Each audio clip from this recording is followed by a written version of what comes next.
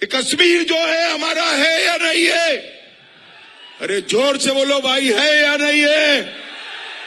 ये खड़गे साहब कहते हैं राजस्थान बिहार वालों का कश्मीर से क्या लेन देन है?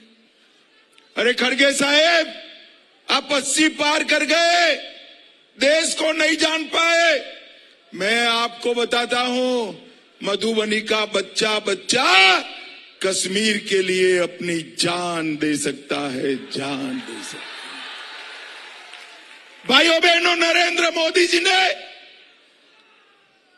70 साल से एक कांग्रेस वाले लालू जी, जिसको नरोस बच्चे की तरह संभाल कर रखे थे, वो धारा 370 को 5 अगस्त 2019 को नरेंद्र मोदी जी ने समाप्त कर दिया, समाप्त।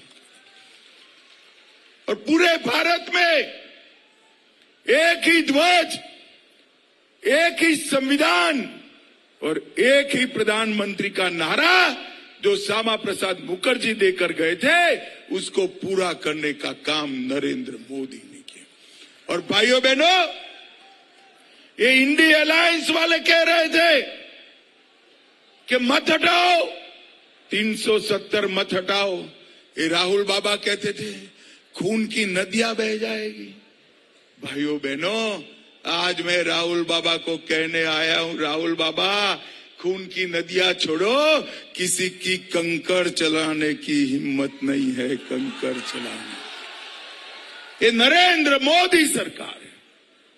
ये आज इंडिया अलायंस वाले कहते हैं लालू जी का बेटा इसका जवाब दे।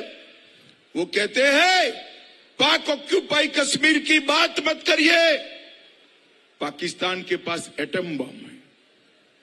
फारूक अब्दुल्ला कहते हैं, मणिशंकर अय्यर कहते हैं, अरे राहुल बाबा, पाक के एटम बम से आप डरो, मोदी जी के नेतृत्व में भारत इतना मजबूत है, कोई एटम बम से डरने की जरूरत नहीं है।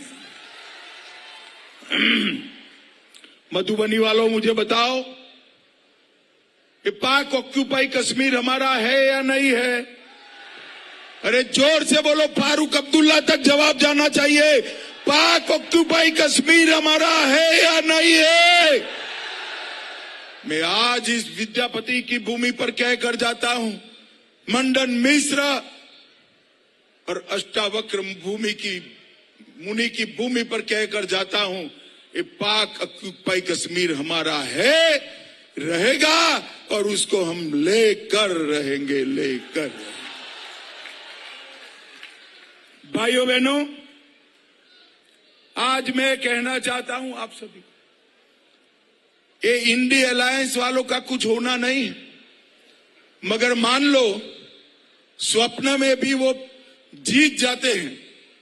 जीतने नहीं है, मोदी जी ही 400 पार कराने वाले हैं, मगर जीत गए तो उनका प्रधानमंत्री कौन बनेगा? आप बता सकते हैं मधुबनी वालों? चलो आप कंफ्यूज है, मैं पूछता हूं, ममता बनर्जी बन सकती है क्या? लालू जी बन सकते हैं क्या? ये स्टालिन बन सकते हैं क्या? शरद पवार जी बन सकते हैं क्या? जब इंडिया अलायंस वालों को पूछा कि तुम, आपका प्रधानमंत्री का प्रत्याशी कौन है, तो उन्होंने कहा बारी बारी एक एक साल बनेंगे। बोली, अरे मधुबनी वालों, ये कोई परचूरन की दुकान है क्या कि भागीदारी पीढ़ी चलेगी? इस देश को एक मजबूत प्रधानमंत्री चाहिए जो देश को सभी खतरों से बाहर निकाले। कोरोना जैसी महामारी आए तो देश का नेतृत्व करे। मुझे बताओ मधुबनी वालों, सभी को दोनों टीका कोरोना का लगा है या नहीं लगा है? अरे जोर से बोलो, लगा है या नहीं लगा है? 25 पैसा भी देना पड़ा है। मोदी जी ने कॉफी पिलाकर सामने से टीका लगाया ना भाई। ये तेजस्वी कहते थे ये मोदी टीका है, मत लगाओ। राहुल बाबा भी कहते थे। अच्छा है मधुबनी वाले इनका मानते नहीं है, सबने टीका लगा दिया। भाइयों बहनों, जब पूरे देश ने टीका लगाया है, देखा तो राहुल बाबा भी रात को बहन प्रियंका को लेकर टीका लगाकर आ गए। बोली, अरे राहुल बाबा शर्म करो, शर्म करो। कोरोना जैसी महामारी में आप इस प्रकार की राजनीति करते हो। भाइयों बहनों, इस देश को हर संकट से अगर कोई बचा सकता है तो नरेंद्र मोदी बचा सकता है। मैं आपको बताता हूं, माताएं बहनें बैठी है, इतने साल से लालू जी आपका आरक्षण रोक कर बैठे थे। ये अशोक को मैं कहता हूं, भैया शायद अंतिम टर्म है, अगली बार कोई माता बहन के आपकी जगह टिकट मिल जाएगा, क्योंकि नरेंद्र मोदी जी ने संसद और विधानसभा में माताओं बहनों को 33% आरक्षण देने का काम नरेंद्र मोदी जी ने किया। भाइयों बहनों, आज मैं यहां आया हूं, सीता माता की जन्मभूमि है। मैं पूछना चाहता हूं, राम जन्मभूमि पर मंदिर बनना चाहिए था या नहीं बनना चाहिए था? जोर से बोलो, बनना चाहिए था या नहीं बनना चाहिए था? एक कांग्रेस पार्टी है, लालू जी सालों तक रोकते रहे। आपने मोदी जी को दूसरी बार प्रधानमंत्री बनाया, मोदी जी ने केस भी जीता, भूमि पूजन भी किया और 22 जनवरी को प्राण प्रतिष्ठा कर कर जय श्री राम कर दिया। और ये लोग प्राण प्रतिष्ठा में भी नहीं गए। मुझे बताओ, राम लल्ला के प्राण प्रतिष्ठा में न जाएं, ऐसे लोग देश पर शासन कर सकते हैं क्या? जोर से बोलो, कर सकते हैं?